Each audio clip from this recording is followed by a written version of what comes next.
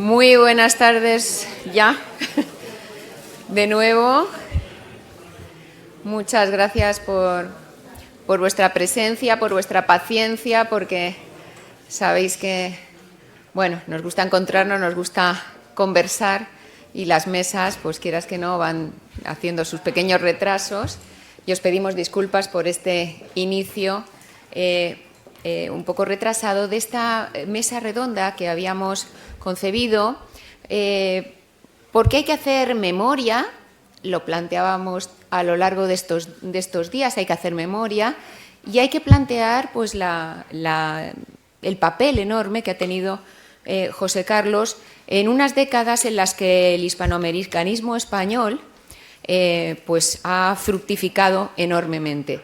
Así que creíamos que era una manera pues, de recordar, de tomar conciencia también del punto en el que estamos y del papel que José Carlos ha tenido en ello. Tenemos una mesa que vamos a dividir, podríamos decir, en dos partes. La primera de ellas vamos a hablar de ese papel de José Carlos en el hispanoamericanismo español y para ello tenemos pues, la mejor representante que hemos pensado efectivamente para hablarnos de esta cuestión, que es la actual presidenta de la Asociación Española de Estudios Literarios Hispanoamericanos, nuestra querida Virginia Gil, de la Universidad de Oviedo. Y después, Patricia Spinato, también persona muy querida de la Casa del Consejo Nacional de Investigación de Milán, pues hablará de esa presencia de José Carlos en el hispanoamericanismo europeo. Tras esas dos intervenciones, pues hablaremos un poquito de transferencia de conocimiento, ya os explicaremos cómo. Así que, Virginia, muchísimas gracias, es el turno. Muchas gracias a ti, Beatriz, y a Carmen por el congreso que habéis organizado tan merecidamente hacia José Carlos Rovira. Bien, me toca centrarme en un asunto que son lo que José Carlos Rovira ha representado en los estudios hispanoamericanistas, literarios hispanoamericanistas en nuestro país. Pues si hiciéramos un recorrido temático, creo que tendrían una idea de que José Carlos Rovira ha recorrido el camino entero, ¿no? Ha estudiado la literatura prehispánica centrándose en los cantos de Nezahualcóyotl, esto es, antes de la peluca y la casaca. No dejó de estudiar el cancionero Flores de varia poesía, que ya nos coloca en otro sitio, porque no se acabó la vida, y como no se acabó la vida, además de eso, nació otra, que José Carlos también ha recorrido y ha estudiado.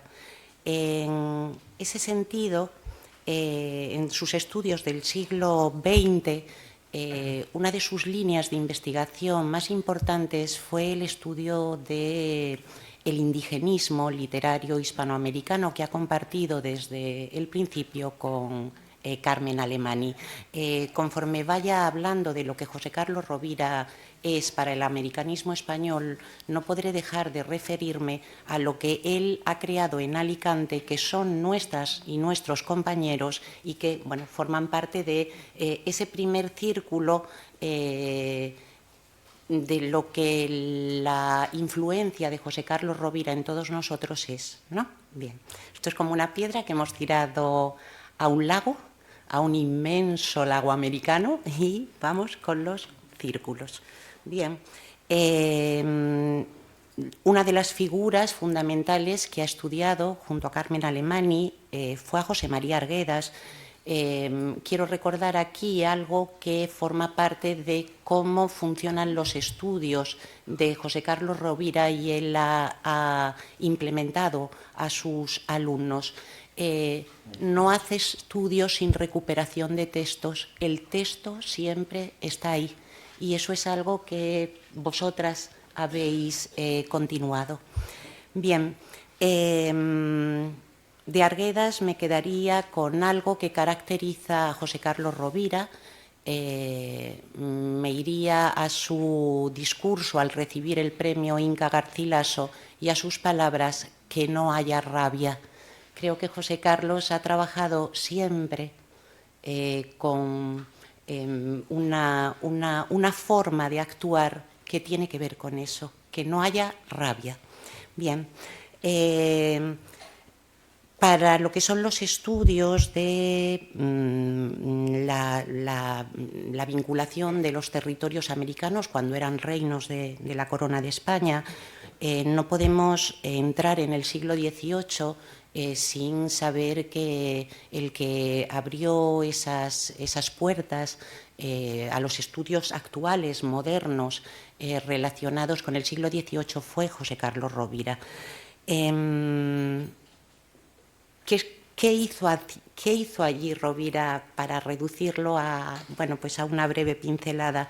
Desandar, conociéndolo, el camino del menosprecio, porque más o menos los empezó dedicándole un artículo al Deán de Alicante y a las ideas que el Deán de Alicante tenía sobre América. A partir de eso, él ha estudiado las losas que también constreñían al siglo de la razón. Ha dedicado estudios que son fundamentales a la persecución de libros, a la persecución de las personas, a la Inquisición, pero también a los jesuitas expulsos, que iban abriendo además, si se dan cuenta, los campos de estudio de José Carlos Rovira, bueno, pues hacia el Perú, hacia Nueva España, hacia jesuitas expulsos que de América, porque el movimiento solemos pensarlo al revés, ¿no? De Europa hacia América. Él estudiaba esas otras relaciones que se iban creando, culturales y humanas, que se iban creando cuando el viaje es el contrario. Y eso José Carlos lo visualiza mucho, los estudió desde el punto de vista del desterrado, desde el punto de vista de aquel que va a consagrar sus estudios a la tierra en la que ya no podía vivir. Por ejemplo, esos son sus estudios dedicados a Clavijero, esos son sus estudios dedicados, y ahora ya nos vamos a ese norte irredento del Perú que fue Quito, ¿no? A Antonio Bastidas, bueno, a tantos trabajos. Es que no se puede resumir lo que has hecho, es solo un itinerario esto, ¿no? Bien, pero también tiene un gusto muy marcado por estudiar a los historiadores de la historia anticuaria, a Boturini, porque claro, eso unía lo moderno, el siglo XVIII, y sus intereses por conocer el pasado, por conocer lo que de verdad fue o fueron otros, ¿no? Que tiene mucho que ver con, cada vez que le gusta a un autor, yo creo que tiene que ver con él, ¿no? O con algo que a él no está separado de su persona. Bien, otra de las líneas de estudio de José Carlos Rovira, la identidad cultural y la literatura.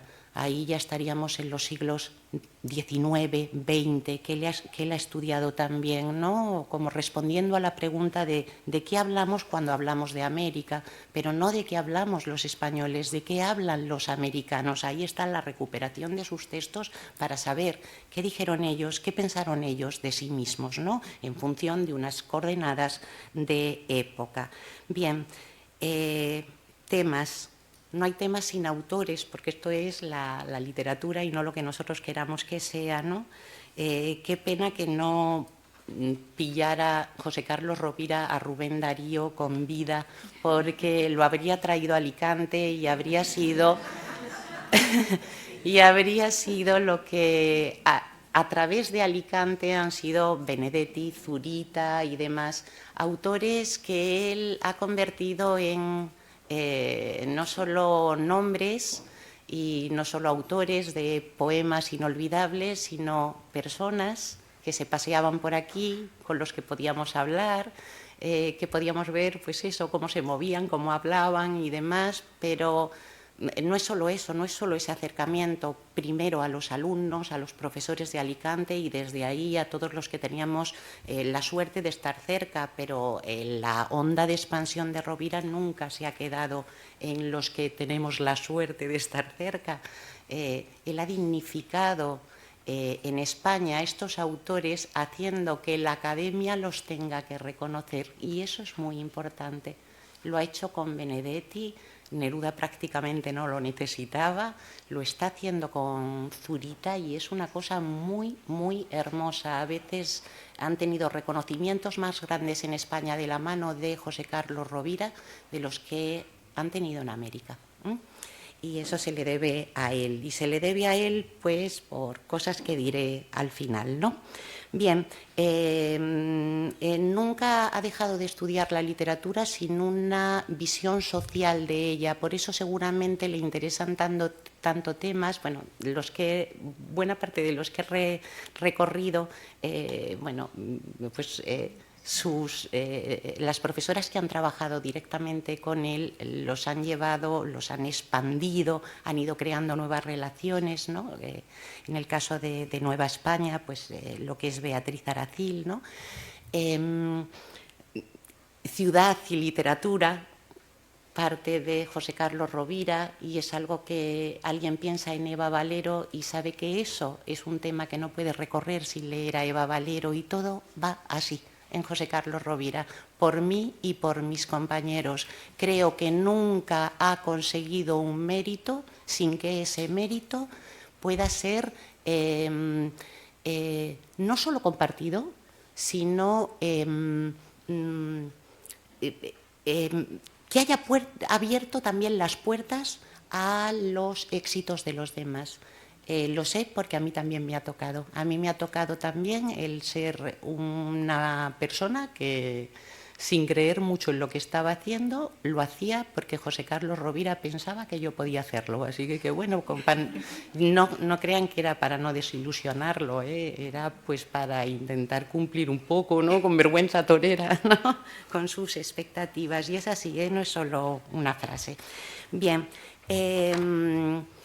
Si nos referimos a la Asociación Española de Estudios Literarios Hispanoamericanos, José Carlos Rovira, bueno, pues estaba ahí desde su fundación, porque esa asociación creada por José Carlos Rovira, Paco Tobar, Teodosio Fernández, Trinidad Barrera, otros profesores que no están, pero solo para referirnos a los que están aquí, fue creada para que hubiera unos vínculos de apoyo entre los americanistas, de apoyo no solo dedicados a lo que es el estudio, no solo dedicado a lo que es la publicación, la difusión, la transferencia de esos estudios, sino a los vínculos entre nosotros. José Carlos nos ha enseñado que los méritos no pueden ser solo una medalla que se pone un individuo, sino algo que tiene que ver con el transcurso de la vida, se comparte con los demás y escalón que sube él ayuda a subirlos a no sé cuántas personas que tiene alrededor. Bien, bueno, esta vida que ven de trabajo no estaría completa si no supieran algo que ya se pudo ver en ese magnífico discurso que fue toda una semblanza de José Carlos Rovira que dio el rector Pedreño el otro día, ¿no? La felicidad es algo que no tiene nada que ver ni con el trabajo ni con la vida, ¿no? Eso es como un estado larvario, extrañísimo, ¿no? Que tampoco, como no tiene nada que ver con la vida, tampoco es que sea el estado deseable por cualquiera. Ahora, lo que sí deseamos todos son tambos, es decir, momentos de descanso donde solo impere la alegría. Y ahí me atrevería a decir que de todos nosotros eso es lo que caracteriza a José Carlos Rovira. Ha creado alrededor nuestro burbujas de felicidad que se perpetuaban en la memoria, que no desdibujaban el trabajo, que no desdibujaban el esfuerzo, que no desdibujaban cuál era el objetivo hacia el que nos encaminábamos laboral, y que hacían que mereciera la pena recorrer ese camino.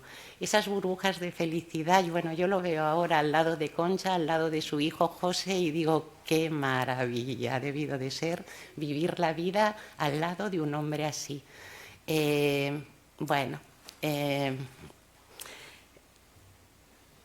Hay una cosa que decía un escritor locoide que pega mucho para esto y para el personaje, tan locoide como inteligente, que fue Macedonio Fernández, el argentino Macedonio Fernández. Él decía, bueno, yo no puedo crear nada concreto para los jóvenes que me acompañen, pero sí puedo crear un horizonte que le haga pensar que la todoposibilidad, ese es el concepto, puede existir. Creo que el gran tesoro que nosotros tenemos con José Carlos Rovira es haber estado cerca de una persona capaz de crear la toda posibilidad para nosotros. Mil gracias por eso, José.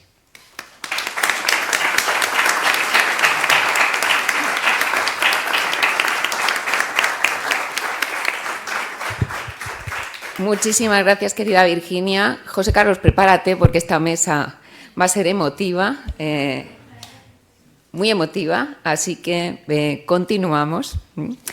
Patricia, querida. Bueno, ante todo, muchas gracias a Carmen, a Beatriz y a todo el equipo del CEMAB por organizar e invitarme. Es un privilegio verdadero estar acá con tantos amigos y tantos colegas para celebrar como merece a José Carlos Rovira. Bueno, reconocerme en las palabras de los que me han precedido y compartir los sentimientos y sobre todo la gratitud hacia quien estamos homenajeando. No quiero repetir lo que oímos ya para aprovechar los minutos que me tocan para esbozar la preciosa relación que se fue estableciendo con una sinédoque entre el grupo de Alicante y el grupo de Milán. Desde la perspectiva italiana voy a hablar, por supuesto, y voy a empezar por el final. Para que podáis entender la cifra de un hondo vínculo básica y estrictamente accademico. Non ci sono problemi, tu mi dici quello che devo fare e io lo faccio. Te l'ho detto, parli inglese? Vai tranquillo, tu mi dici quello che devo fare e io lo faccio. Bueno, era muy importante que se supiera todo esto. Espero que... Y nada, esta es una broma de los cómicos estos italianos, Pino e gli Anticorpi, una broma muy compartida sobre todo en los últimos años entre Bellini y Rovira, cuando tenían que empezar algún acto académico. Bueno, esta era la broma que siempre empezaba los trabajos, ¿no? Y es una buena cifra de su sentido del humor compartido. Si tengo que trazar un recorrido, no. Tu mi dici quello che devo fare, ci sono problemi. La próxima. Tu mi dici quello che devo fare. Bueno, para mí el comienzo más o menos de la relación entre Alicante y Milán fue Perpiñán, gracias a Beatriz Saracil. Bueno, yo era muy joven y no iba a todos los congresos, pero recién empezaba y ella también. Y entonces para mí fue 1997 en ocasión del homenaje a Mario Benedetti, que era, bueno, el autor del que me había ocupado en mi tesis.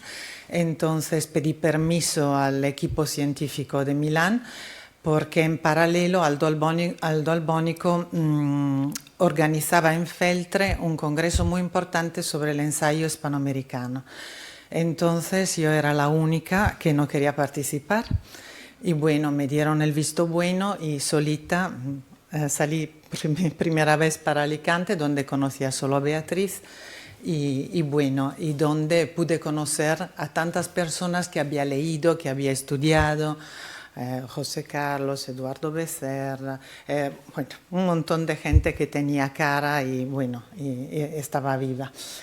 Y nada, pero si tengo que remontar a la relación entre José Carlos y Giuseppe Bellini, creo que José Carlos citó en un artículo en el boletín del CEMAB 1992 Barcelona y luego alguna otra ocasión en Turín, pero pienso sobre todo en Perpiñán y creo que el parteaguas en realidad fue el Congreso de Salerno. Puede ser que me equivoque, pero fue un congreso muy, muy entrañable, muy entre amigos, muy sereno, porque volvía Albónico después de una enfermedad, entonces todo el mundo contento de participar, de estar juntos, de charlar, de compartir bromas.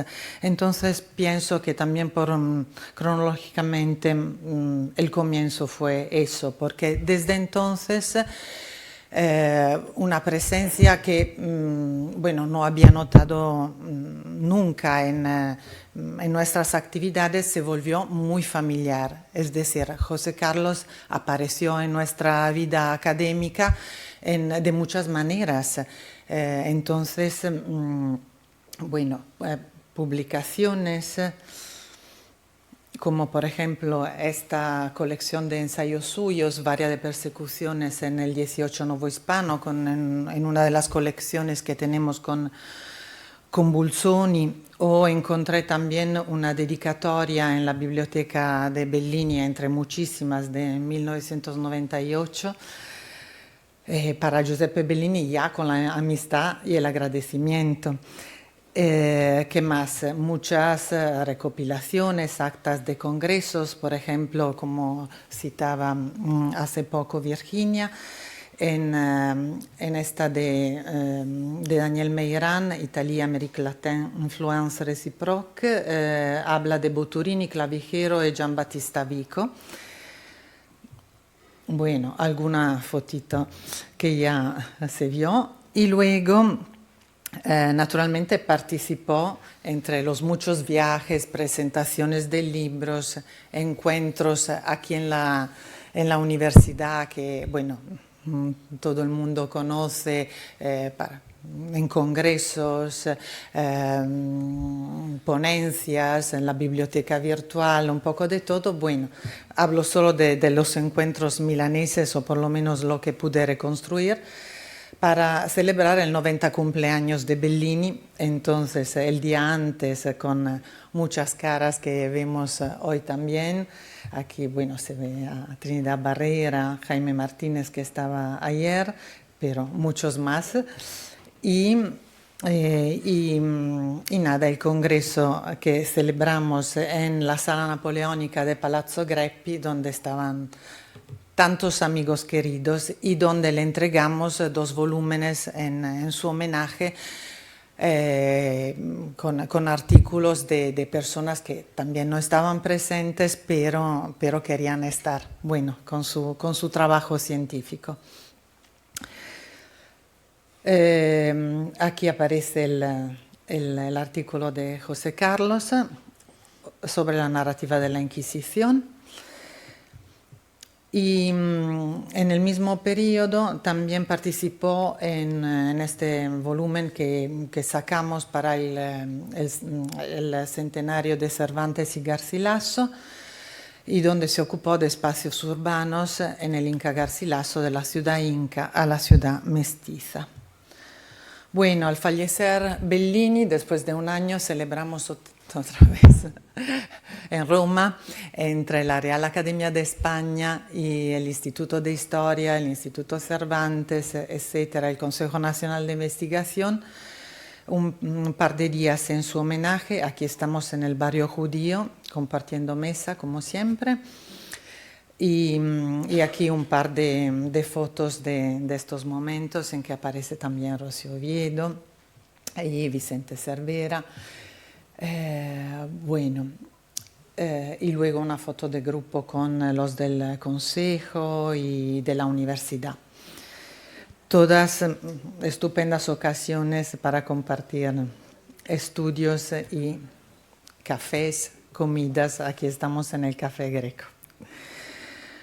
Bueno, no se olvidó de nosotros incluso al fallecer Bellini, porque cualquier ocasión era buena para ir a visitarnos, para hacer una estancia, él y las compañeras del CEMAB, como también las estudiantes. Y salieron las actas de Roma con el artículo de José Carlos, Italia, América Latina en la perspectiva de Giuseppe Bellini, más centrado en la obra de Bellini. Y en 2020 nos visitó, fuimos a ver a la señora Bellini. Luego, bueno, unos días en la oficina, en el despacho como siempre, y luego fuimos a ver al maestro Zurita en Pavía y compartimos una comida muy alegre juntos. Bueno, ¿qué más? El último libro de Bellini, quiero subrayar, que salió unas semanas después de su fallecimiento, está dedicado a José Carlos Rovira, fraterno amico, que lo dice todo, vamos. Y para celebrar esta continuidad, tengo también, y le voy a entregar personalmente, unas líneas de la señora Bellini. Bueno, no sé si se leen, porque a sus 95 años tiene una letra un poco así, y che dice: mi unisco con affetto e simpatia alle celebrazioni del caro José Carlos Rovira. Bueno, no me voy a extender y resumo. Lo que me había parecido en una epidérmica evaluación juvenil una vinculación improbable, no solo se realizó, sino se volvió entrañable y profunda, a través de un sólido común denominador así matizado. Amor a los libros, a la investigación, pero también a las mesas y a las sobremesas. Incansable capacidad de trabajo y de organización. Inteligencia, cultura, humanidad.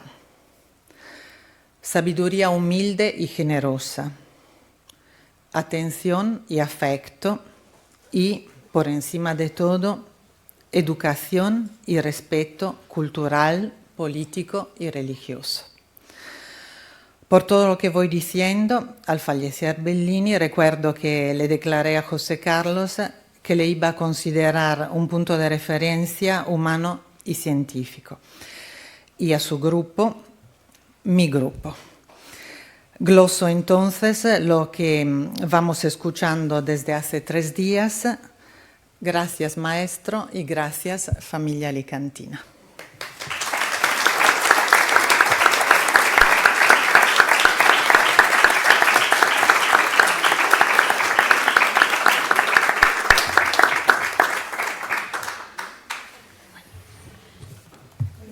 Bueno, venimos escuchando desde el miércoles, y creo que fue Carmen la que dijo que a José Carlos tenían que darle todos los tramos de transferencia habidos y por haber, que la universidad no se cierra en sí misma, ¿no? La universidad no se cierra en sí misma, y José Carlos nos enseñó a todos los que nos sigue enseñando continuamente, a todos los que formamos parte de su equipo, que esa universidad debe revertir en la sociedad.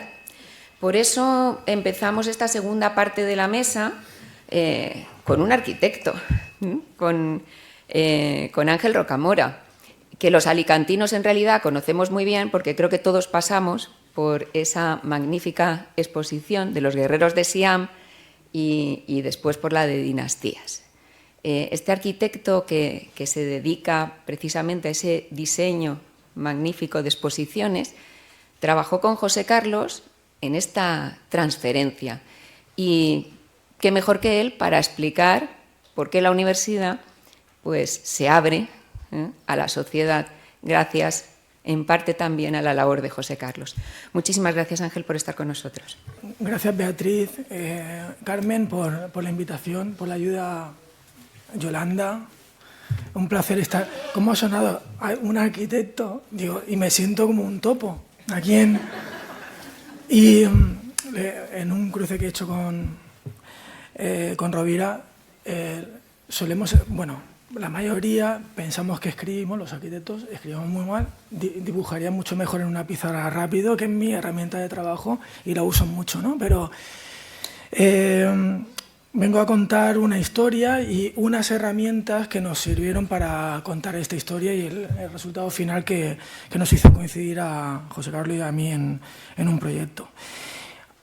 Nosotros estamos en un campo donde la arquitectura tiene esa parte científica alocada que se pasa limpio ahora en 1000 trabajos, pero venimos en un formato que es un no formal, que es muy informal cuando lo trabajas con Rovira. En este caso ya ha sido muy divertido porque lo bajas, ese formalismo al informal, al no formal, informal, con él fue una sorpresa. Y yo voy a intentar leerlo para no saltarme ninguna. Pero lo que vengo a contar aquí es una coincidencia maravillosa. Soy arquitecto, como has dicho, museógrafo, porque trabajamos museografía, trabajamos puesta en valor y explicar el patrimonio o cualquier concepto que se ponga sobre la mesa para que la gente que viene de fuera pueda entender aquello que el científico quiere contar, ¿no? Estamos en Elche, mis padres son de Orihuela y bueno, ese dato es importante porque los he traído hoy para cerrar el círculo, ya que me había puesto el profesor Rovira el compromiso de, a través de Yolanda, venir aquí y seguir aprendiendo, porque he tenido que reescribir cosas. Me llamaron a la Biblioteca Nacional en 2023 para un proyecto que desconocía. Me dijeron que si queríamos hacer un pequeño proyecto en la sala María Moliner en Madrid, entras, escalinatas, sortearla y de repente te ves allí en un sitio difícil, pequeño, no muy grande, en el corazón de la biblioteca. No sabía para qué proyecto era y me citaron allí. En una primera reunión me dicen que el proyecto es sobre Miguel Hernández.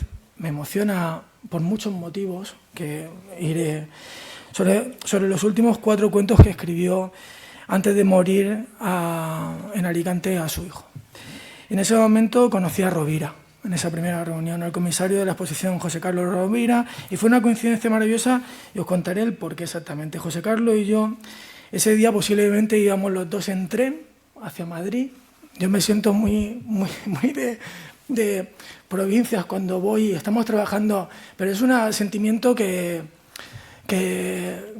lo llevo como el acento de Orihuela, con mucho orgullo, esa sensación de ir para poder hacer, ¿no? Y posiblemente íbamos en el mismo tren sin conocernos a una reunión que no sabíamos que nos íbamos a... y posiblemente nos sentamos igual juntos y llegamos allí a la capital a sentarnos en la biblioteca. Fui una coincidencia brutal en Alicante, que él fuera de Alicante, que yo fuera de Elche, que mis padres fueran de Orihuela y que yo hubiese trabajado ya en al menos 5 ocasiones el proyecto Miguel Hernández en Orihuela, en diferentes formatos.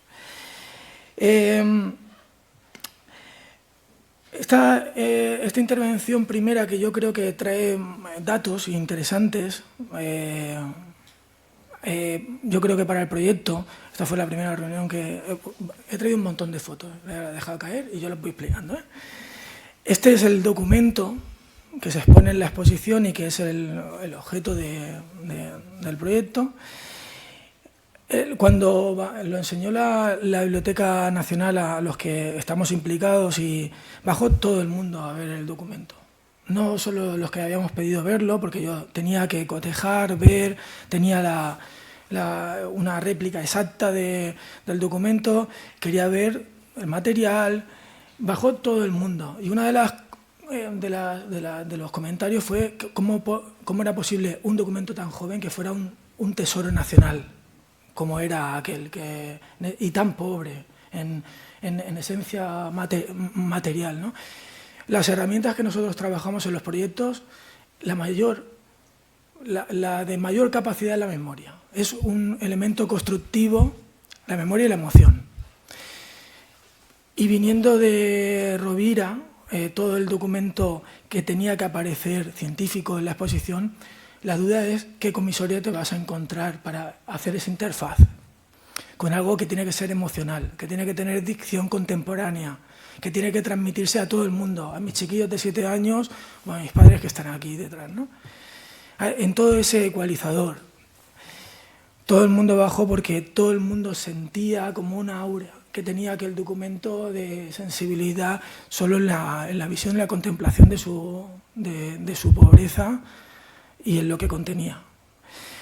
En esos trabajos que hicimos en Orihuela, uno de ellos fue en la última Dana, en el 2019, donde la cocina cayó el techo, se inundó la casa, fue un desastre, ¿no? La pobreza de la construcción, que es una construcción hecha de muchas construcciones de ese barrio, que era de cierto interés arquitectónico, aparecen 2 velas empotradas en las paredes, porque estaba cerca mucha arquitectura religiosa de la cual se fueron nutriendo ciertas casas, ¿no? Pero era como un pastiche.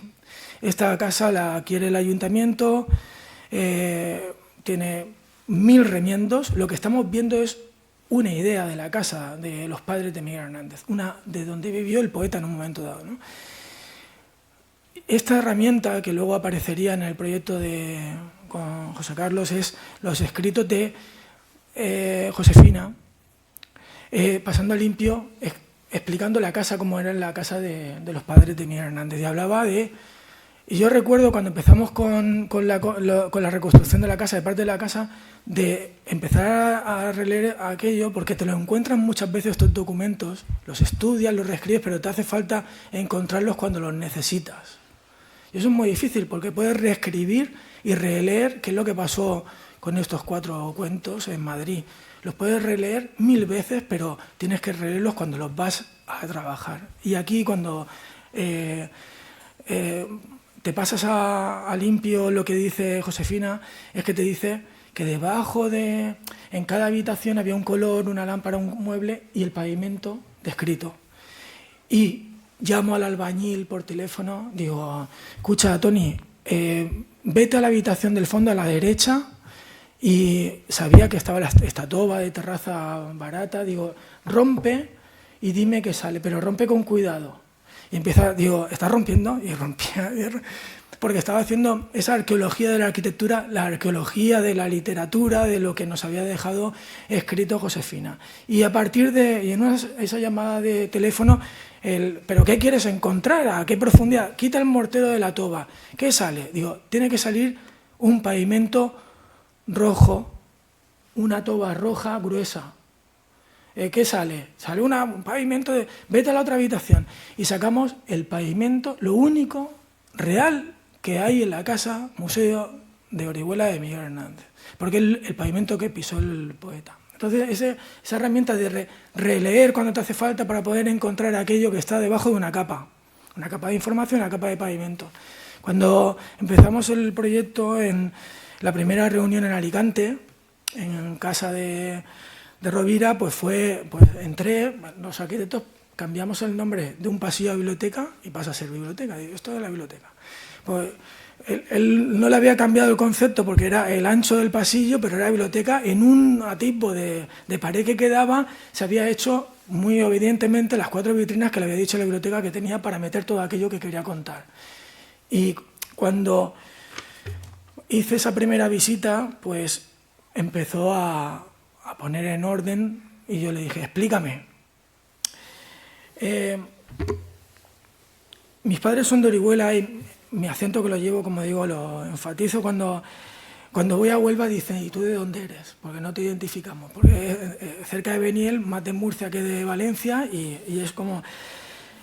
hay una visita a Quesada muy importante en ese momento, cuando estaba trabajando en uno de los proyectos de Miguel Hernández en Orihuela, que había un pasaje de 1933 allí donde describe a Miguel Hernández pasando por la calle San Juan de Orihuela, pasando y pasando, y pasaba por donde aquellas chiquillas estaban cosiendo, y dice, nena, que viene el poético otra vez, que míralo, que pasa otra vez el poético. Dice, pues el de la calle de arriba. Y yo ahí me emocioné porque me imaginaba a mis padres, mi padre del Camino del Medio, mi madre de Correntía, y yo me las imaginaba por la calle Mayor en una escena como muy parecida años después, ¿no? Pero me identifico muy mucho en el personaje en muchos aspectos, cada uno se identifica en lo que quiere. Pero yo en ese momento yo me emocioné. Es una forma de construir esos ladrillos que necesitamos para construir los proyectos. Quedé en esos primeros pasos con Rovira en Alicante. Cuando llegué a la biblioteca, pues eso, me encontré ese pasillo, un montón de papel, y dije, cuéntame.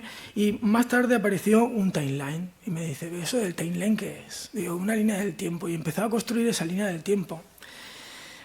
Los profesores representan la educación formal, como decía, manuales, guión, libros, temáticas muy formales. Nosotros trabajamos como esa informalidad que decía, parámetros concretos que se tienen que ablandar, capacidad de generar nuevos discursos, pero que tienes que estar muy permeable a ellos. De expresar muchas veces verbales, estructurales, espaciales, audiovisuales. Cada vez que yo le contaba una cosa a Rovira, digo, no sé si me la va a tirar a la cabeza la idea, y es muy respetuoso y escucha. Y bueno, eso es Hoy en día, en este momento donde vamos todos corriendo, es un alivio.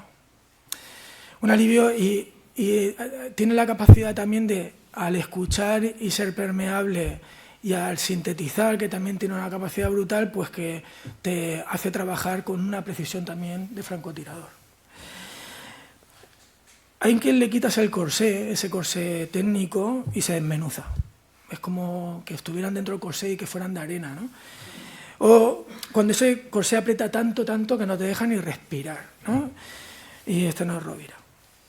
Pero cuando comencé a hablar con José Carlos de lo que quería contar en la exposición y yo intentar traducir en la museografía en aquello que me contaba, comenzamos a disfrutar de momentos de releer, de conversar breve e intensamente y de traducir en arquitectura conceptos. Y nos asustó.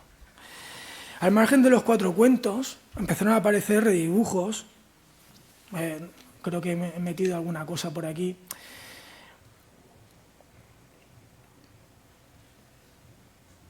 Bueno, esto era todo su pasillo, que está totalmente agujereado, no con esto, sino con lo que le haya venido bien. Todo ese redibujo, cuando recibo los cuentos, se los leo a mis chiquillos, los redibujo y los caracterizo para poder entender aquello que puede estar detrás de las letras. Cuento a mis hijos y todavía Ángel, ayer cuando le preguntaba, que tiene 7 años, qué le había parecido dice el potro, y me dijo el color y los animales que iban montados en él y la memoria y cómo cala ese cuento, el por qué cala, ¿no? Y aparecen más ingredientes: amistades, cartas, libros, los 4 cuentos, los dibujos y los objetos. Le pregunté a Rovira qué era exactamente aquello de las ausencias. Porque muchas veces son críticos e intentamos ser sintéticos y digo, pero José Carlos, explícamelo que no lo entiendo. Dice, la ausencia del padre. Y te sitúas como padre. Tienes que entenderlo en lo emocional para poderlo transmitir, ¿no? Y como padre, lo entiendes, me vi como padre intentando verme en la situación en la que está Miguel Hernández, desvestido de todo y con un hijo que no podía ver en esos últimos 4 años, los mismos que su hijo iba creciendo en la vida, él iba perdiendo la vida y perdiéndolo todo hasta llegar a Alicante, ¿no? Y en esa herencia que tenía que dejarle a su hijo y que quería dejarle a su hijo. Y vamos releyendo, y iba hablando con José Carlos, todo aquello que en las cartas iba habiendo interfaz entre el padre que quería ser amigo de su hijo desde Valencia, que era un bebé, cuando primero eran palabras, eran una nana, primero un sonajero, dibujos luego porque los puede entender mejor, juguetes porque interactúa con él, o unos cuentos para cuando Manolillo pueda o sepa leer.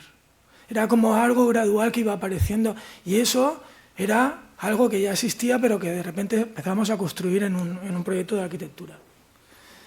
Todos estos objetos son el poeta también. Para mí son detalles constructivos, dibujos que aparecen en el margen, en los cuentos, en una adaptación del modelo de lo que el padre necesitaba ser para su hijo, que se sentía ausente, ¿no? en esos 4 años. Y un poeta racial dejándole su herencia, esencia máxima en sus últimos suspiros. Aquí los objetos no solo era un carro, un peluche. Contaba Josefina cómo sacaba de la lechera, y estos son los primeros dibujos que empezamos a bocetar de esa idea de la lechera como un interfaz, el internet que usa Miguel Hernández para poder salir de la cárcel. Las lecheras pasarían a ser una alegoría de la libertad. Contaba Josefina cómo sacaba ocultos en las lecheras caldo a caldo, cada ida y vuelta el cancionero y romancero de ausencia. Lo metía, lo sacaba, y en esa interfaz de ida y vuelta de la lechera iba evaporándose, iba saliendo en libertad el Miguel Hernández que en cuerpo se quedaba dentro de la cárcel. Las lecheras pasaban a ser una alegoría de esa libertad, de cómo Miguel Hernández alcanzó libertad infinita, la libertad para siempre. El suelo de la celda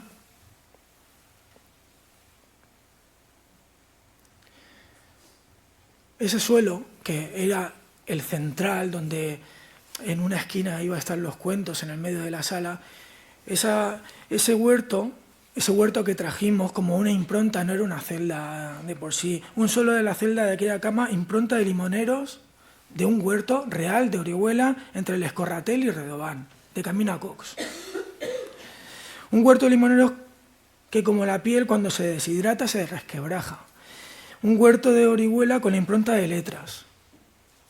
Y sacamos y calcamos ese huerto del Escorratel, le metimos letras, lo hicimos translúcido, iba a ser el pavimento de la sala de la biblioteca que saltaría a la cama, y de la cama se evaporaría en esa nube de lecheras. El día de la inauguración dejé caer entre las grietas, me llevé tierra de ese huerto y la dejé caer sobre las grietas de la cama.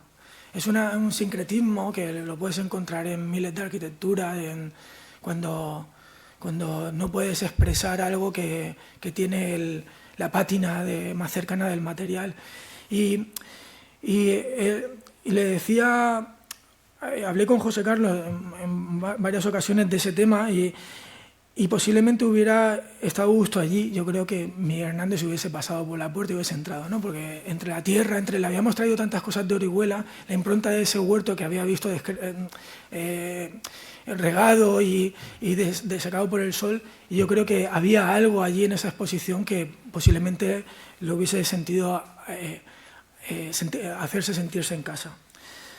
José Carlos, en el proceso de trabajo en el proyecto museográfico de Miguel Hernández, se quitó el corsé de profesor y no perdió la forma, no se deshizo, disfrutó y aprendió con avidez, como lo hace un niño, aflojó el corsé y anduvo, como lo hace un niño regenerando heridas o pensamientos. Yo creo que de lo que hablabas tú de reconciliar siempre y reescribir y releer sin pereza. Y se emocionó muchas veces. Y eso también me acercó mucho la figura de una persona de técnica y científica que sabía releer y se emocionaba en el proceso de hacer una arquitectura permeable para todo el mundo. Es un hombre generoso y yo creo que lo que podría aportar seguro todos estos días, lo que ha dicho el compañero, es que la incertidumbre la usa como herramienta. Y eso le inquieta y le pone muy nerviosa a mucha gente, que necesita certezas para poder andar. Es audacia inteligente y yo creo que esa audacia e inteligencia le ha hecho que esa incertidumbre sea una herramienta muy eficaz. Y nada, fue un placer, José Carlos.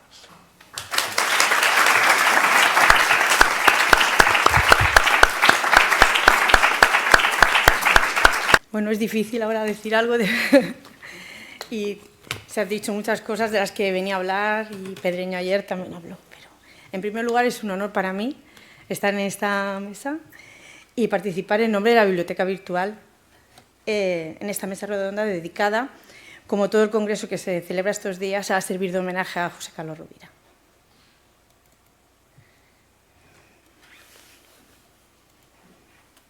Bueno, el profesor Rovira ha sido, para muchos de nosotros, maestro en diversos momentos de nuestra vida. En mi caso, no solo durante mi formación académica, sino también a lo largo de las más de 2 décadas en que he trabajado con mis compañeros bajo su dirección en la Biblioteca Virtual Miguel de Cervantes. En mi etapa universitaria, cuando cursaba filología hace ya muchos años, lo tuve de profesor de literatura hispanoamericana. Recuerdo cómo me enseñó la poesía de Rubén Darío, mientras recitaba algunos de sus versos en clase, y también cómo me acercó de manera especial al divino Narciso de Sor Juana. Tengo en la memoria estudiar en casa para sus exámenes sin apenas apuntes, porque las clases magistrales del profesor Rovira estaban por encima de la tediosa obligación de hacer de amanuenses. Él nos enseñaba la literatura y el perfil de los grandes autores que le apasionaban con unas clases que no sabíamos entonces que iban a permanecer en nuestra memoria para siempre. Mientras hacíamos largos exámenes, nos repartía caramelos. Nos regalaba aviones de papel que confeccionaba y que iban aterrizando en nuestros pupitres. De repente se acercaba alguno de nosotros y nos contaba alguna anécdota. O nos preguntaba cualquier cuestión y la tensión de la prueba se diluía, de manera que conseguía una gran cercanía con los alumnos.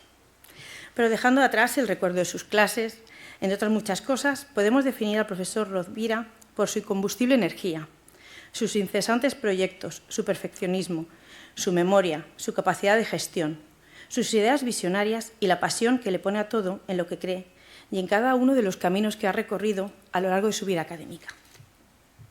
Mi intervención va a centrarse, sobre todo, en la estrecha relación con la Biblioteca Virtual Miguel de Cervantes.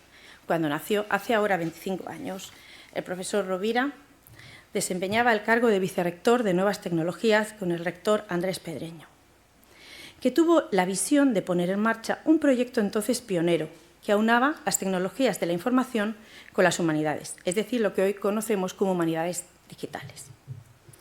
La participación del profesor Rovira en la puesta en marcha del proyecto resultó fundamental, sin vincularse nunca de ella, formando parte del Consejo Científico, tanto mientras dependió de la Fundación hasta el 2019, como desde esa fecha en la que Biblioteca se transformó en un centro de humanidades digitales de la Universidad de Alicante.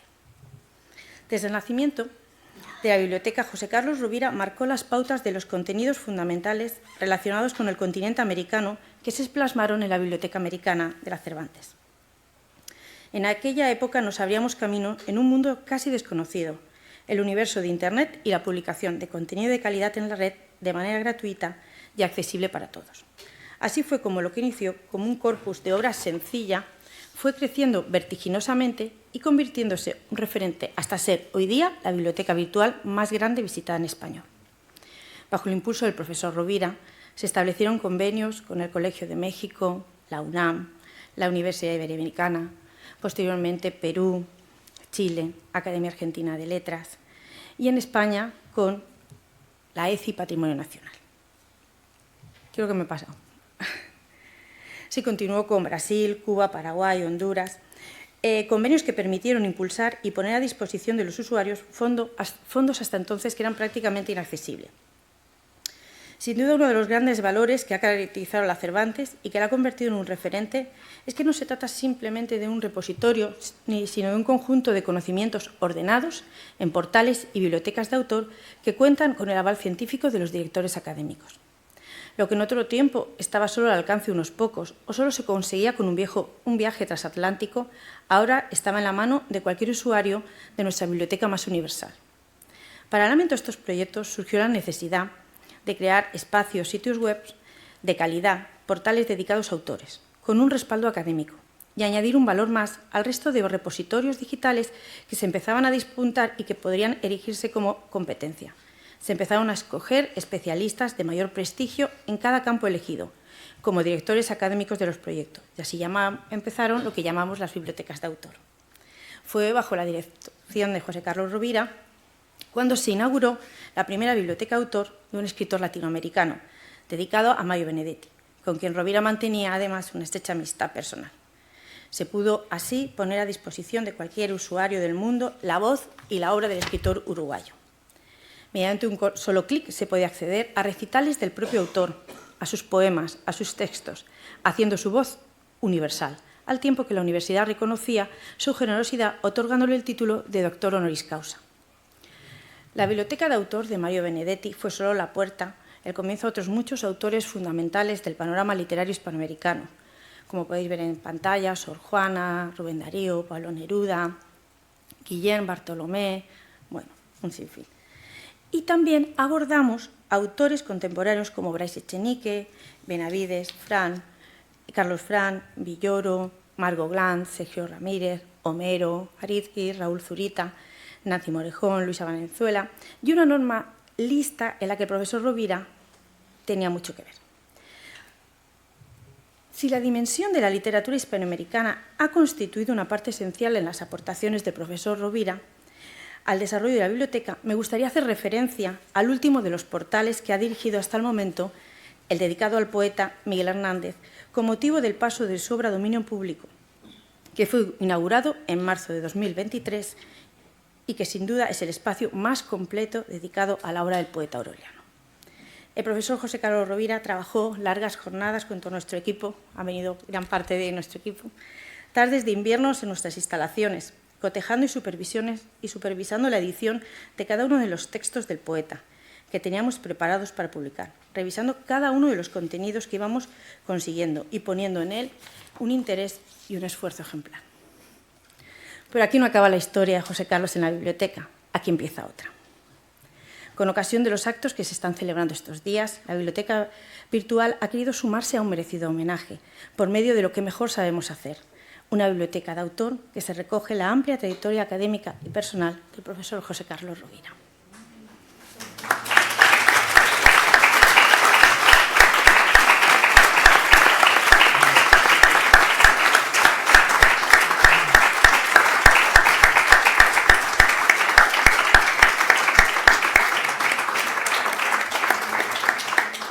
En ella han participado de forma destacada sus discípulos como Carmen Alemán y de manera especial su hijo José Rovira y Sebastián Miras, que ha realizado la presentación, la bibliografía y otras muchas cosas más. Para quienes trabajamos en la biblioteca y especialmente para mí, que he tenido el placer de dedicar infinidad de horas a su lado para poner en marcha sus proyectos, es un motivo de especial satisfacción poder presentar esta biblioteca de autor dedicada al profesor Rovira. Lo que mostramos hoy es el resultado de meses de trabajo con la máxima discreción, casi en secreto, para que sirviese de regalo en el contexto de este homenaje. Con la connivencia de su familia y de sus discípulos, hemos construido esta primera versión de la biblioteca de autor que, a buen seguro, seguiremos enriqueciendo con la colaboración del propio José Carlos, ya sin secretos. El portal dedicado a José Carlos mantiene la estructura estándar de las bibliotecas de autor. Además de una presentación a cargo de Sebastián, de una semblanza biográfica a cargo de Carmen Alemán, consideramos que, como en todas las bibliotecas de autor, lo fundamental son las obras, los estudios y la bibliografía. El catálogo de su obra contempla estudios, libros, prólogos, correspondencia, obra en prensa, poesía, como podéis ver. También la bibliografía se ha estructurado con una cuidada catalogación en función de toda su naturaleza. Igualmente, se han destacado todos los portales dirigidos por el profesor Rovira. Como complemento, se incluyen una sección de imágenes estructuradas en dos conjuntos, el álbum personal y el álbum académico. Y destacamos también la riqueza del apartado biblioteca, que recoge conferencias, entrevistas, recitales poéticos. Para finalizar, el apartado de enlaces, en el que se remiten diferentes espacios vinculados a José Carlos. Para terminar, permítanme que reitere el agradecimiento de la Biblioteca Virtual Miguel de Cervantes y en el mío propio al profesor José Carlos Rovira por sus contribuciones a la literatura y especialmente a la Biblioteca Virtual Miguel de Cervantes. Gracias, José Carlos, de todas las personas que configuramos e integramos la Biblioteca Virtual Miguel de Cervantes.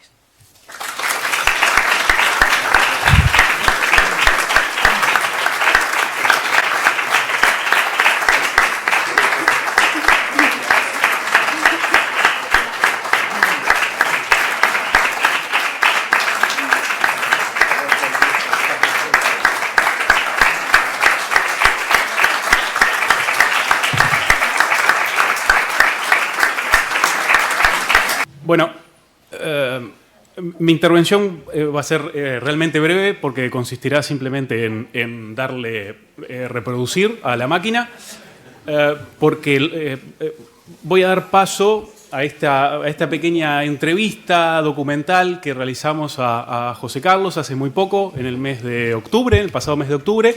Es una versión reducida de otra más amplia, ¿vale?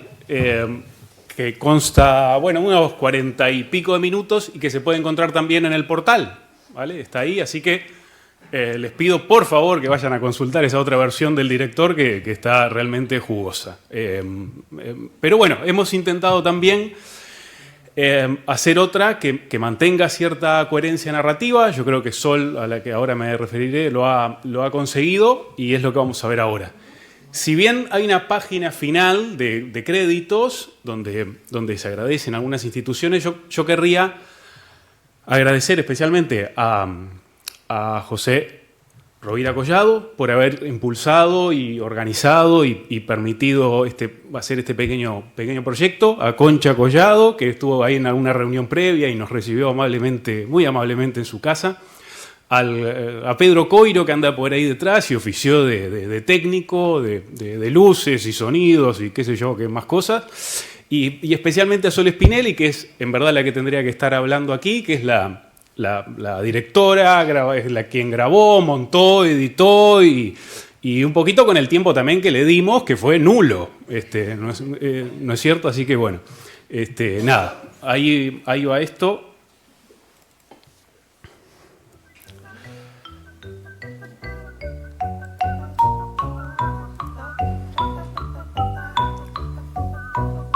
Desde el año 2000 soy catedrático de literatura hispanoamericana en la Universidad de Alicante. Obtuve la cátedra ese año, aunque antes había obtenido una cátedra de escuela universitaria en la Facultad de Magisterio, entonces hoy Educación, y luego una titularidad de literatura hispanoamericana.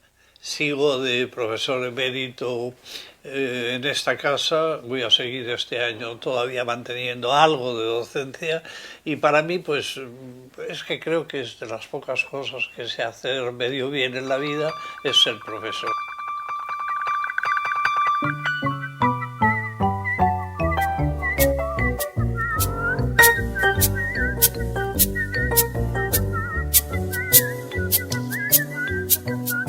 En Alicante el 7 de enero de 1949, con lo cual en enero del año próximo cumpliré 76 años, lo cual da miedo.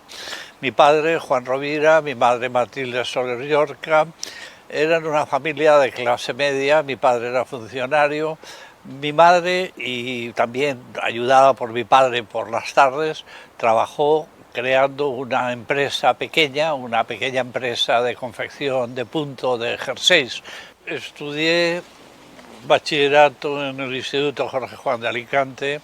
El curso de preuniversitario, que era el último, me tuve que ir a Madrid porque era la única forma de seguir estudiando en Madrid, donde quería hacer la carrera, los estudios. Mi maestro principal fue Alonso Zamora Vicente, con el cual pues entablé relación en los últimos años y decidió dirigirme mi tesina de licenciatura y mi tesis doctoral, que fueron sobre el poeta Miguel Hernández.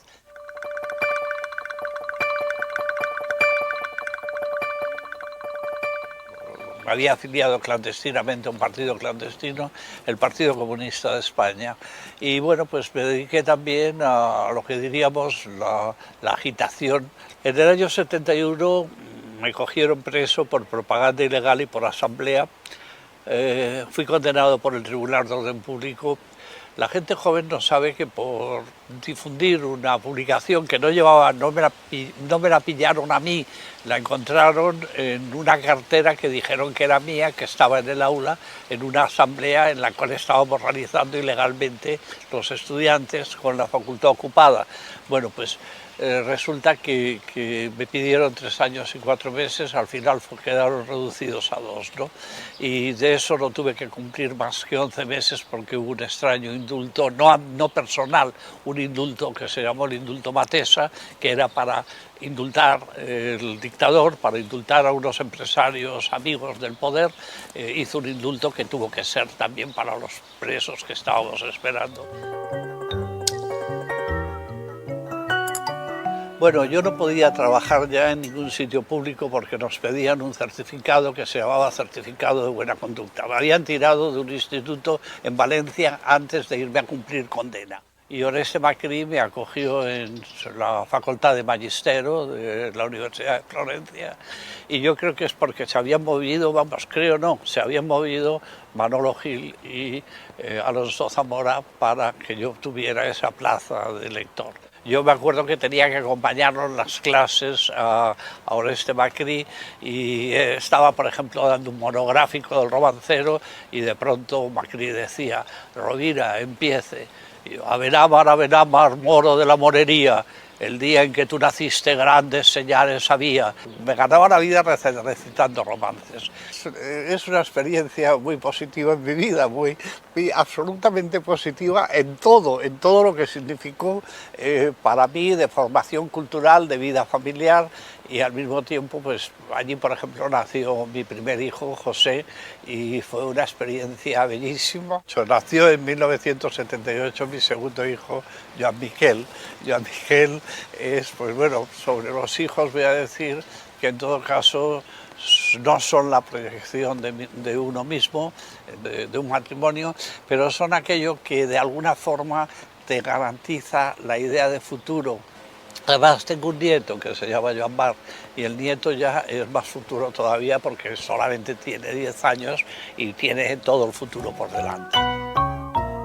América Latina para mí ha sido una lección permanente de cultura, de literatura en primer lugar, de cultura a nivel general, de vida también, porque las ciudades son las gentes amigas que tenemos en ella y afortunadamente tengo muchísimas personas en esa relación de amistad. Yo llevaba trabajando en la biblioteca desde el 99 con Andrés Pedreño. Precisamente a través del Secretariado de América Latina lanzamos una serie de iniciativas, digitalización de clásicos y creación de bibliotecas de autor, que era precisamente una de las tareas que fue original, la biblioteca muy original, crear un registro en imágenes, en voz, en recuerdos, en obra de autores principales. Yo estuve en la dirección de la Biblioteca Cervantes y estuve como vicerrector impulsando aquel proyecto. Bueno, hemos organizado durante estos años muchos congresos. Digo hemos organizado porque siguiendo una vieja tradición de mi maestro Zamora, él siempre decía todo entre todos. Yo añado todo entre todos y todas porque a fin de cuentas hay un grupo que ha trabajado esos congresos de una forma permanente, ¿no? Y han sido muchos.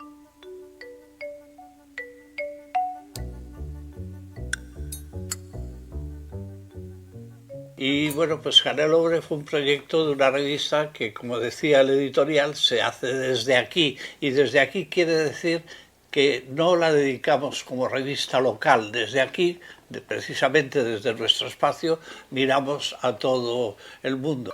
La revista América Sin Nombre se creó en el 99. En la actualidad la dirige muy bien, con más éxito incluso, porque Carmen Alemán es la directora, y además, a partir de que yo me fui de director, la revista ha tenido unos reconocimientos excepcionales desde el punto de vista académico. Yo creo que, pues no sé, es una revista que intentamos cuidar que fuera con imagen. A mí siempre me ha parecido que las imágenes son imprescindibles cuando estamos hablando de determinadas cosas. Es Neruda el que crea la idea de esa América sin nombre, sin América, dice.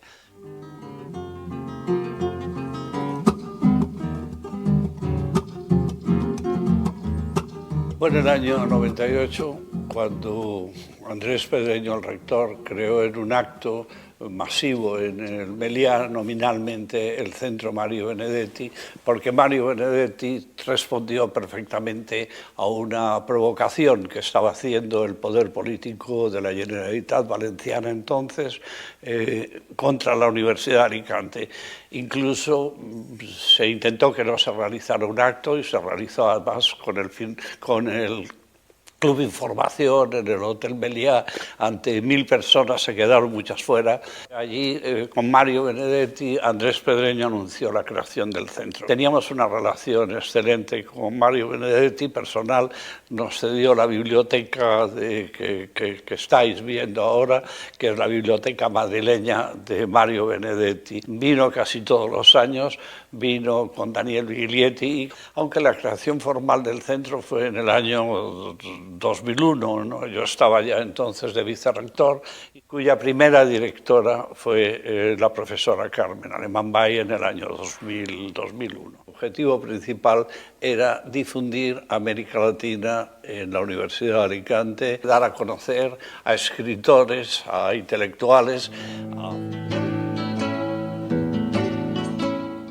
Los doctorados que hemos hecho en literatura hispanoamericana han tenido siempre un congreso dedicado a la obra del escritor que fuera o escritora.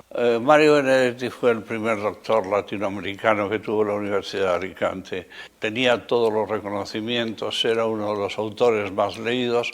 Yo creo que era importante hacer un reconocimiento universitario a una figura que yo creo que es uno de los autores, pues, después de Pablo Neruda, más leídos, es decir, más difundidos. En Mario Benedetti, para mí, La tregua sigue siendo una novela excepcional, pero para mí, poemas, hay un centenar de poemas que siguen siendo imprescindibles para entender lo que ha sido el siglo XX y parte del siglo XXI. Llegué a la universidad a la vez que la Segunda República. Una universidad excepcional como nunca la hubo, fruto de la sostenida tarea de la Junta de Ampliación de Estudios. Cito esto porque he venido a ser el último representante vivo de su labor. Este es el recuerdo que don Alonso dedicó al plantar su palmera, que ha crecido y que se ha hecho una palmera inmensa. Don Alonso era una persona que había estado que estaba en la Academia de la Lengua, que era catedrático en Madrid, en la Complutense, y que fue mi maestro. Y como dije en la laudatio de don Alonso, dejé indicado claramente, él había sido muy generoso siempre y lo mejor que le podía pasar a un antiguo alumno es poder dedicar un doctorado honoris causa a quien había sido su maestro. Don Alonso me escribía y en aquellas cartas yo veía subrayado, porque las leían antes de entregárnosla, frases del tipo de lee, es lo que tienes que hacer ahí, sobre todo leer, que es lo que nos falta en este país donde sobra lo negro, que es mucho.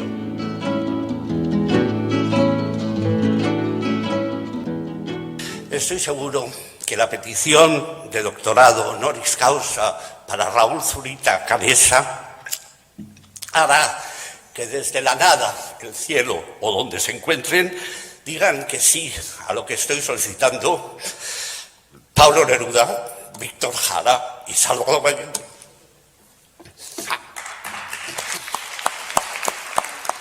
El mundo de Raúl Zurita es el mundo de alguien que sufrió la persecución de la dictadura, pero con esto quiero decir que es uno de los poetas que ha seguido reconstruyendo lo que significaron esos oprobios sociales que fueron las dictaduras del Cono Sur y de Chile, en su caso, pero no es ese su tema poético solo, su tema, pero así que aparece, es decir, la realidad aparece determinando lo que son los desaparecidos. Por ejemplo, el canto a su amor desaparecido es estremecedor, pero al mismo tiempo es un gran poeta de amor, es un gran poeta de la naturaleza, sobre todo la audacia de crear la naturaleza como espacio de escritura, es decir, la escritura en el desierto, la escritura en el cielo, mediante avionetas en el cielo de Nueva York, la escritura en una fábrica abandonada en la India.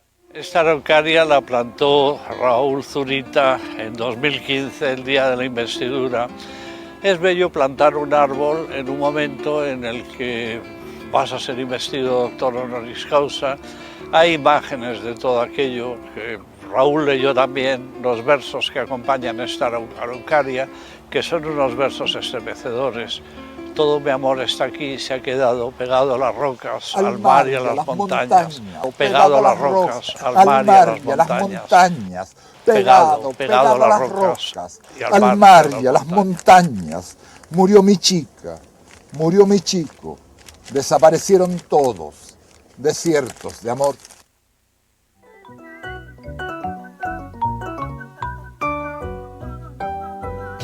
Escribir en la prensa a veces ha sido incluso colaboraciones semanales en algunos periodos en los que he tenido tiempo. Muchas de ellas son referencias a la literatura, a la cultura, a la pintura a veces, pero también he hecho ese tipo de intervención política que tenía que ver con, bueno, pues uno mantiene siempre unos niveles de reflexión que son necesariamente ideológicos. La reflexión sobre la ciudad fue, bueno, pues la que fue plasmándose en varios libros posteriores sobre literatura y espacio urbano. En todos ellos recurría a la ciudad, pero recurría también al arte como visión de la ciudad y como objeto principal, la pintura, por ejemplo, que es una de las cosas que ha sido de mis grandes aficiones. Sigo todavía explicando literatura y espacio urbano, aunque este año va a ser el último que ya de esa asignatura.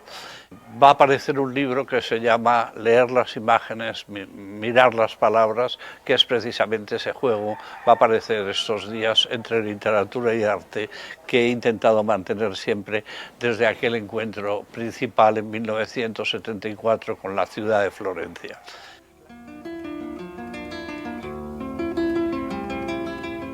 Bueno, son autores Rubén, Pablo Neruda, Miguel Hernández, que tienen mucho que ver entre sí. Hernández empezó imitando también a Rubén. La imitatio de Hernández es amplia al principio hasta que adquiere su propio lenguaje. Y Rubén además es el origen de toda la gran renovación poética que la poesía en castellano tiene en el siglo XX.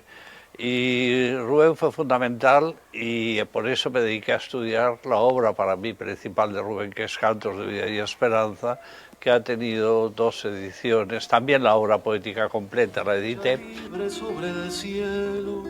Neruda, aparte de que llegué a Neruda, posiblemente como llevábamos todos, por los 20 poemas de amor y una canción desesperada, y luego pasé a España en el corazón, que fue un libro que me conmovió porque era esa otra visión de España que daba un poeta chileno, y además recientemente con Abel Villaverde y con prefacio de Raúl Zurita hemos editado los escritos sobre España de Pablo Neruda, que son más de 600 páginas que dedicó el poeta chileno a este país. Volver a mi huerto y a mi higuera, por los altos andamios de las flores pajareará tu alma colmenera de angelicales ceras y labores. Volverás al arrullo de las rejas de los enamorados labradores, alegrarás la sombra de mis cejas y tu sangre se irá a cada lado disputando tu novia y las abejas. Tu corazón ya terciopelo ajado llama un campo de almendras espumosas mi avariciosa voz de enamorado. A las aladas almas de las rosas, del almendro de nata te requiero, que tenemos que hablar de muchas cosas, compañero del alma, compañero. En primer lugar, la edición de uno de sus grandes, para mí el más grande libro, que es el último, El cancionero y romancero de ausencias, pero a partir de ahí el trabajo sobre el quehacer, el taller literario, digamos, de Miguel Hernández. Como Miguel Hernández era un poeta que trabajó duramente el texto. Yo creo que ha sido también el estudio de los clásicos el que le sirvió a Miguel Hernández y el que me ha servido a mí para entenderlo. Es decir, yo he trabajado mucho en la línea de ir buscando cómo este poeta, bueno, eso es obvio, no se explica sin los clásicos, pero los clásicos los transfiere a la tradición popular de nuestra literatura. Cuando escribe el último libro, que él titula en el cuadernillo manuscrito que tuve el honor de editar, Cancionero y romancero de ausencias, está buscando las 2 grandes tradiciones poéticas españolas que Miguel conoce. Yo creo que ese es el gran espacio. El taller literario es como Miguel se formó en muchos poetas, pero esa formación en muchos poetas llega en un momento que, sobre todo a partir del rayo que no cesa, es profundamente original en su planteamiento, crea su propio lenguaje. En el año 92 tuvimos la fortuna de que la editorial Espasa Calpe nos encargara a Agustín Sánchez Vidal y a mí la obra completa de Miguel Hernández. Yo tuve la suerte, además, de que Carmen Alemán había trabajado el archivo y Carmen se incorporó, aparece como colaboradora, pero a fin de cuentas hizo una incorporación fundamental de textos, de variantes, de variaciones que ella había ido desarrollando. Tuve la fortuna de que la Biblioteca Nacional me encargara dos veces exposiciones. La sombra vencida es ese momento para mí estremecedor de la poesía en el que el poeta Miguel Hernández escribe uno de sus últimos poemas. Yo a veces he defendido que puede ser hasta el último, Eterna sombra, que termina diciendo: pero hay un rayo de sol en la lucha que siempre deja la sombra vencida, la victoria de la luz sobre la sombra, que en todo caso es una metáfora histórica. El poeta que hacía juguetes es el poeta que le manda juguetes simbólicos a su hijo, un caballo, un Popeye, varios juguetes a su pequeño niño que tiene pues 1 año. Son cuentos que son 4 metáforas de libertad que le manda a su hijo en esos animales que se consiguen liberar de un cercado o que consiguen llegar a la gran ciudad del sueño.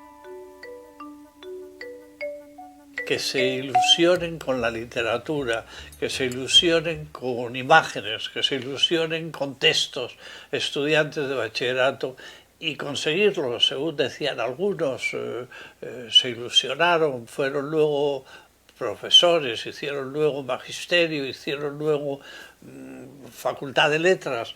Bueno, pues eso es la mayor satisfacción que uno puede tener. Al alumnado de la Facultad de Filosofía y Letras parece que le ha servido nuestro consejo de que varía 100 veces más un recital de poetas, una conferencia o una obra de teatro, un concierto, que 20 clases nuestras. A veces vemos con satisfacción, y voy a concluir, que cosas que contribuimos a crear tienen que ver con esa palabra tan difícil a veces como la esperanza. Yo ahora mismo, entrando en la última vuelta del camino, no biológico, sino administrativo, el otro día, al despertar, oí a Concha que cantaba a Daniel Miglietti, testigo a 2 voces de este centro y de nuestra historia. Pues en todo eso seguimos. Gracias.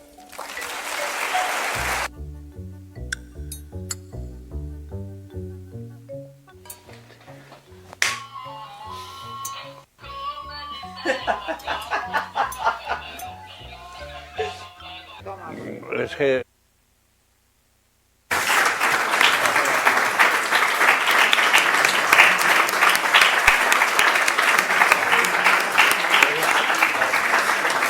vamos a pasar brevemente, y por supuesto los aplausos, vamos a pasar brevemente los créditos porque tenían algún chascarrillo incluido.